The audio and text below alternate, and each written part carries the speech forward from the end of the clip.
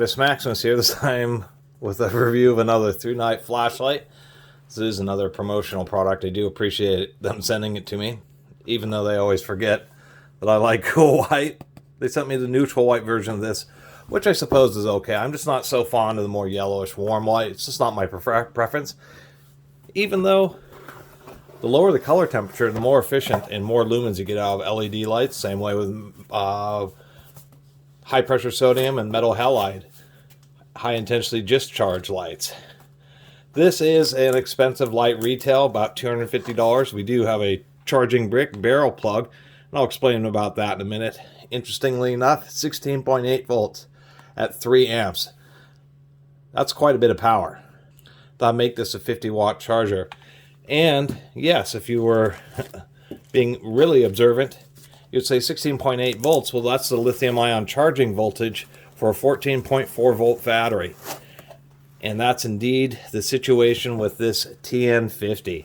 Let me get this out of here. The TN50 is the brightest flashlight ThruNite makes. And although it's actually a little cheaper than the TN42 V2, the big powerful spotlight, I did also review the TN36. I actually ended up selling that to a buddy for like 80 bucks. You know, if I get a promotional product and I didn't pay for it, I'm just not a price gouger person. So anyway, that's the deal with it. 4 CREE XHP70s.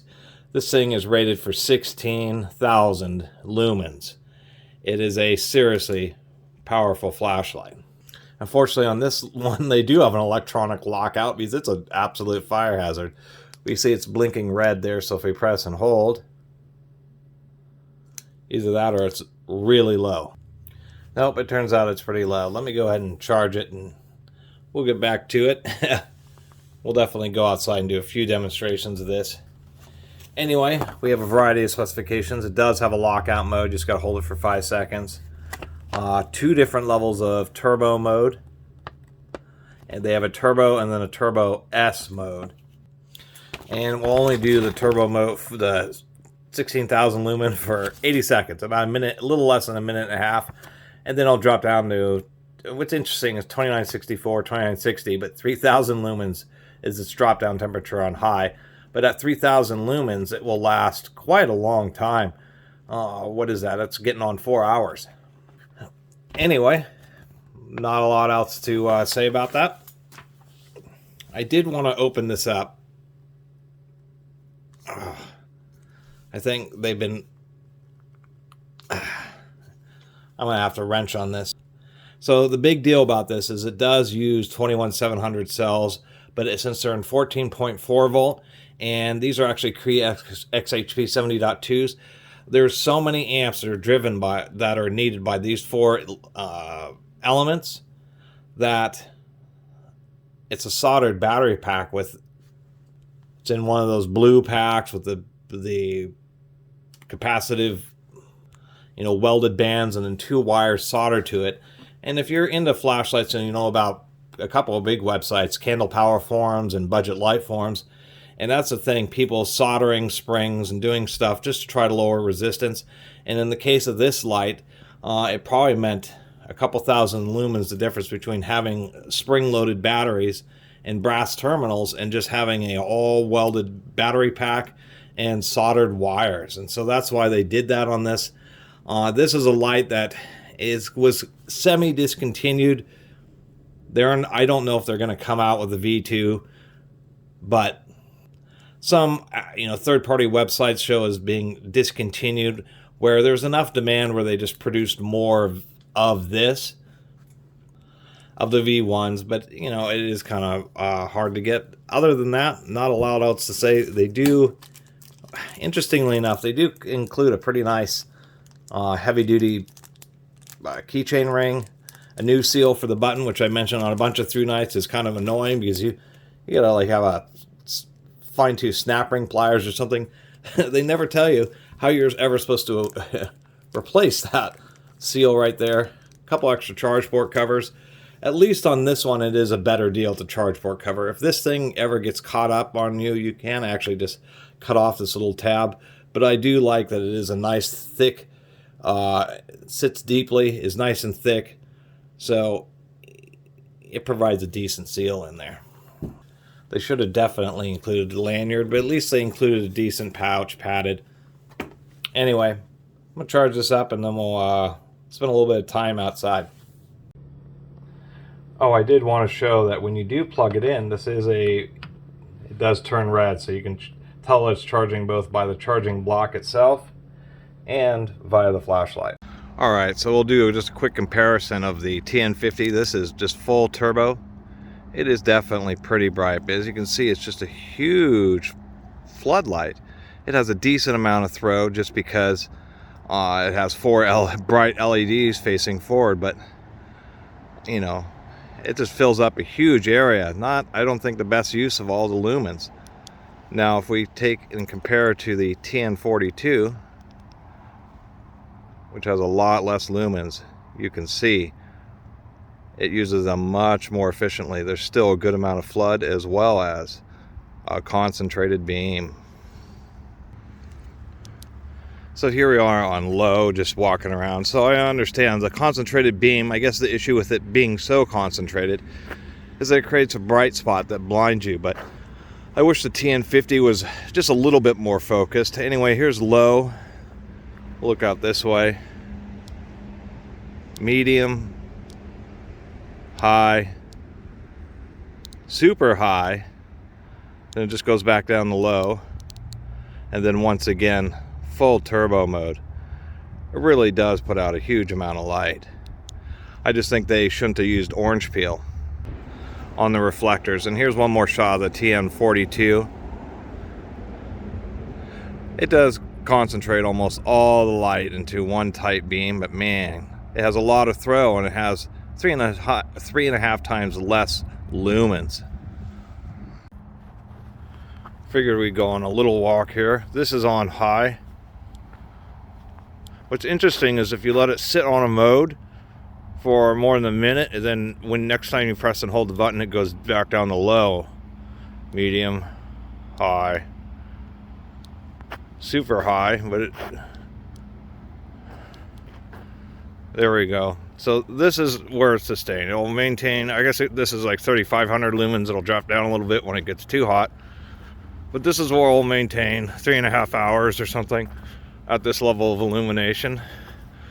And surprisingly enough, the camera is actually overexposing just a little bit. It's a little brighter than it really seems it is.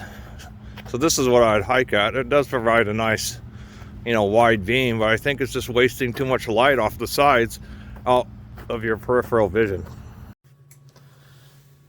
So anyway, to sum it up, really with the ThruNite flashlights and what they're charging, they could be better. And this is just another example of it.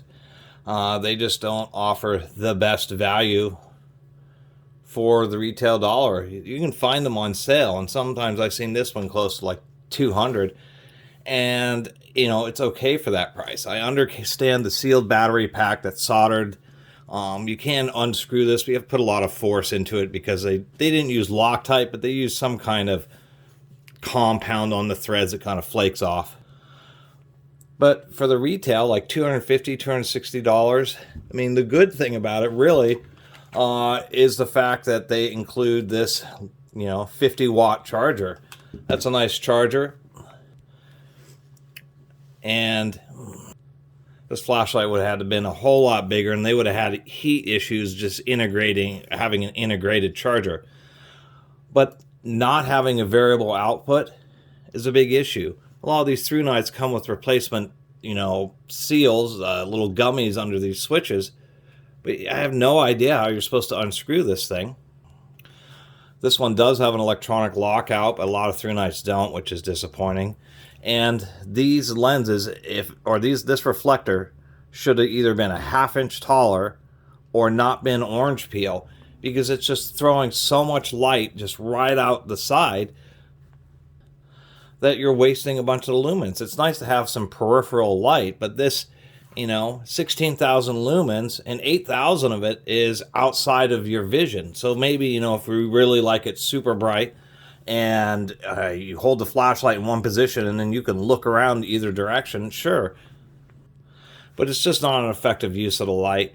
The second thing is turboing this thing up to 16,000 lumens out of these 4 CREE XHP70.2s, but only allowing it to last 80 seconds, literally just over a minute, is almost fake. It really is. Having a turbo mode that only lasts a minute is baloney. Why include that? Why not just have a turbo mode that goes to, say, 12,000 lumens, so at least lasts 5 minutes? And what's interesting is the TN36 would indeed last 5 minutes. So it seems so strange that this TN50 actually has lower turbo performance than the TN36.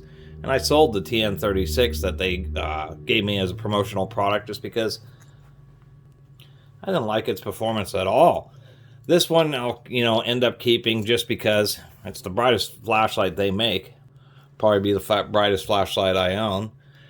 The other thing that's cheesy is for the money, they'd include a lanyard. I have a lanyard from another ThruNite light that I didn't end up using, so I put it on there, but I thought that was cheesy. And I just find myself just being a bit annoyed, maybe a little bit frustrated. And like I showed the comparison with the TN42, by the way, these reflectors are vapor deposition in a vacuum coated.